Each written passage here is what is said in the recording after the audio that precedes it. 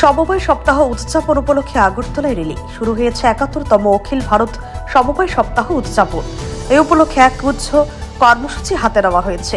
বুধবার সকালে আগরতলার প্যালেস কম্পাউন্ড স্থিত সমবায় দপ্তরের কার্যালয় থেকে এক বর্ণাঢ্য শোভাযাত্রা বের হয়। তাতে উপস্থিত ছিলেন সমবায় দপ্তরের মন্ত্রী শুক্লাচরণ নোয়াতিয়া সহ দপ্তরের আধিকারিকরা।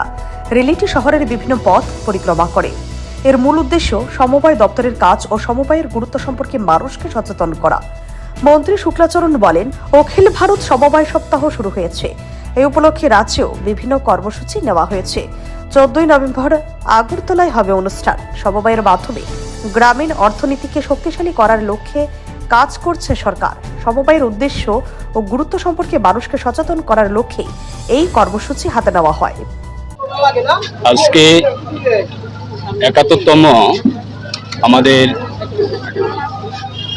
রাজ্য সরকারের সমবায় দপ্তরের বিশেষভাবে প্রত্যেকটা বৎসরের মতো এই বৎসরেও আমরা সমবায় সপ্তাহ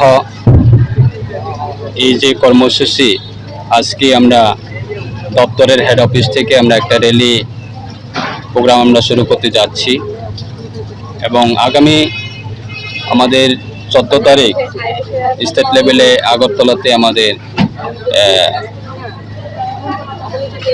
সমবায় সপ্তাহ প্রোগ্রাম সেটা আমরা আয়োজন করার জন্য বিভিন্ন কর্মসূচি নিয়ে আজকে আমরা এই র্যালিটা শুরু করতে যাচ্ছি।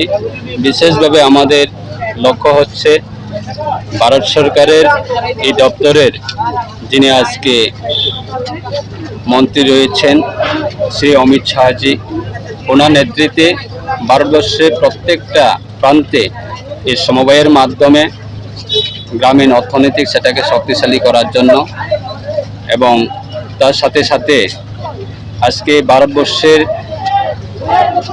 আদরণীয় প্রধানমন্ত্রী শ্রী নরেন্দ্র ভাই মোদীজির নেতৃত্বে যে বিকশিত ভারত নির্মাণ করা আগামী 2047 সেটাকে টার্গেট নিয়ে প্রত্যেকটা ভারতবর্ষের প্রত্যেকটা ভারত সরকারের প্রত্যেকটা ডিপার্টমেন্টের মাধ্যমে মানুষের কাছে বিভিন্ন প্রকল্পগুলি পৌঁছে দিচ্ছে এবং তার অঙ্গ হিসাবে আজকে আমরা সমবায় দপ্তরও বিকশিত ভারত নির্মাণ করা এবং মানুষের কাছে যে গ্রামীণ এলাকায় অর্থনৈতিক সেটাকে শক্তিশালী করার এটা কর্মসূচি হিসাবে আমরা আজকে এই rally bureau report CNE TV. CNE TV, channel for news and entertainment.